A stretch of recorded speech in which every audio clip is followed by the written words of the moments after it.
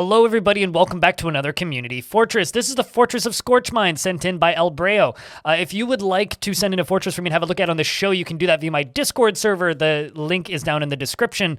And then join the Discord server, and there is a room called DF Save Sharing. From there, you can then send in your fortress, either via Discord directly or via a file sharing service of your choice. Just keep in mind that if you are using a bunch of mods, please include the mods folder from your game in the zip folder for the install. Otherwise, I will not likely be able to load your save. However, if you are not using any mods, then that is optimal for me. Secondly, if you attach some screenshots, it definitely will increase your chances of me having a look. I am a little bit behind, so it will take a bit of time. Keep that in mind. But this particular fortress really stands out because of this. So this is a gold-tipped clear glass pyramid with statues around the edges. Around the edges, we've got statues of tigers, giant tigers, dragons, cave dragons specifically, giant snapping turtles, and of course, giant birds of prey, the rock. If we go all the way down to the bottom, we can see that there are these little traps going in just in case people need stabbies. And then once they make it through the door, assuming they make it past the watchful eyes of the stray ravens that guard the battlements of the edges of Scorchedmined, you then make it into the main fort area. So we have farm plots and various stockpiles kind of around the edges of this, as well as this lovely little brook mouth. It's a spring kind of coming out from the ground that is feeding this little brook that's going to flow off into the world. Then as we move up, you can see that there's, various workshops as well as more of the pokey things in case things get inside where they're not supposed to be.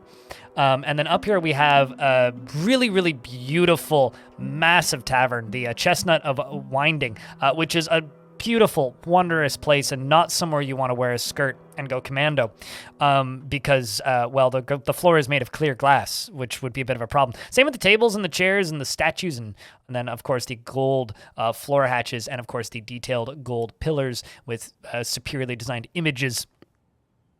As we move up a layer, there's nothing going on in the upper layer, and it just kind of continues on and upwards. There is this kind of fun zone with a bunch of fun critters in it. We've got humans as well as a bunch of cyclops and giants and ettins and giantesses, and they're all hanging out in these terrariums, which is a good time. And then as we work our way up, eventually we get up to the king's bedroom. Now, currently, this is actually a very secure space, but if once the bug that is currently plaguing this version of the game where items can't be toppled, these windows would be breakable by things coming in from the outside, so any titan, giant, ettin, troll or anything would be able to knock these down. Bronze Colossus as well would be able to knock these windows down. So just kind of keep that in mind when designing future fortresses, because at some point that bug's going to get fixed, and when that bug gets squished, then suddenly half the people's forts are going to just suddenly break. So keep that in mind. As we get a little higher up, there is of course the statue or the Ritus, the flames creature. So this is like what a perpetually burning remains of a forgotten beast. And then as we move all the way up to the top, there's not too much more to see in the actual pyramid, but let's have a peek at the rest of the fortress. So the fortress kind of goes down this way, and then there's also, of course, this little ramp entrance over here. So the little ramp entrance just kind of goes down to this bottom area where they can trade, and then I guess they unlock and relock those doors as needed. And then down here, look, immediately things are heating up. We've just got kind of a bunch of storage as well as a whole bunch of stray unicorns. Unfortunately, I'm recording this just before the baby patch comes out, and we don't get to see baby unicorns, which would be adorable, I'm sure. And then as we move down, you can, of course, see the stairs, and look at this beautiful set of squads. There seems to be some water dripping down here. It's dripping through from kind of this upper aquifer area, or not aquifer, the river area. It's dripping through, spreading out and around the edge of this, and then down into here through these stairways, and then just doing what it needs to do, creating mist all the way down, which is probably why everybody here is so overwhelmingly happy. This is one of the happiest forts I think I've seen on this show. I mean, like if I open up this screen, it's just look at this. Who is the most upset dwarf? The most upset one is this swordsmaster, Edom, which, frankly, I think that jurist is doing quite well for themselves. And then over here we have just a couple bedrooms. And as we continue to scroll down, we hit caverns. keeps going, and this is where we hit the fortress itself. So look at this beautiful work of art. This is beautiful. Absolutely gorgeous. We've got gold tables scattered around orthoclase, everything else. I love the color of orthoclase in this version, which is just very much like, it's kind of like this dark red almost, and then there's bridges in between each spot with mica block floors, so if they need to close the blast doors for any reason, they can. As we move down, there's just more. It's just, this is a pretty fortress. This is definitely one of those fortresses where it's just like, wow, like you're never going to fail in a situation like this because these jurists are just so happy. The Languishing Spy is a temple dedicated to no particular deity. Extraordinarily well set up. We got a dining hall as well as a tavern, which has a really good name, the Brass Oat. Well done. I like it. Very satisfying bedroom pattern, which I actually want to look at in ASCII. Because look at this. That's just beautiful. Same with these. Like all of these layers actually look really nice in ASCII. You know, I've been hearing more and more people saying it's like, man, sometimes I turn on ASCII just to look at it because it's kind of fascinating to see. Like, some people are suddenly saying, oh, man, I understand ASCII now because, like, I can look at it. It's like, still don't play it with it on, but it's cool that you can kind of, if you've been staring at a particular pattern for a long time and then you swap it over to ASCII and you go, oh man, I recognize this. We continue to move down. There's bigger bedroom up top for the king as well as other spaces scattered around for everybody else. We've got the Duke down there, I'm assuming.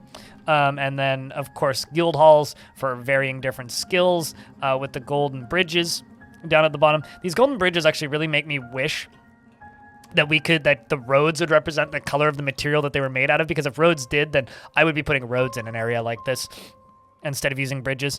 And then as we get down to here, we got our crafting layers and more crafting layers and more crafting layers.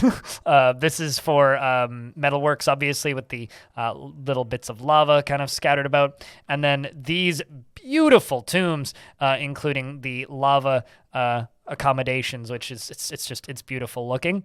And then as we move down, we've got water power, which is powering this minecart, which is, you know, acting as a switch.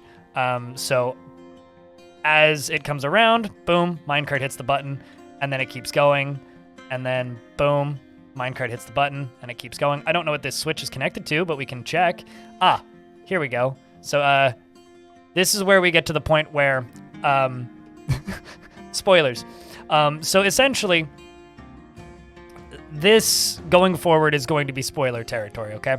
So we're going to back up ever so slightly until we get back to that area, and then we will scroll forward into the spoilers, okay? So for the remainder of the video, kind of expect to be spoiled on things if you haven't dug too deeply and greedily in your time. So eventually we're going to hit down here in this lower area.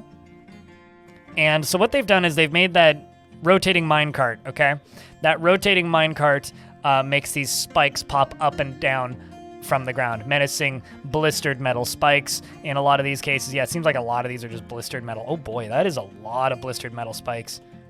I might need to steal that. That's a good idea. And then down here beneath this is this. So this is a area that leads to the underworld. They're using fortifications to peek inside of zones first, to dig carefully. And then as you get further and further down, you see the scattered around critters that are simply encased in rock. And then eventually we hit this. This is the way down into the underworld itself. And here is your underworld. This is your stairway that goes into the underworld. So what happens then is when you break into this area, it frees a large number of creatures, a very, very, very large number of creatures, and they all come flooding out. And it seems that they use this spike system to take care of most of these devils here. There's a good number of them, and it's always a bit of a challenge to kind of fight back the hordes like that. But then they went and built down this stairway here.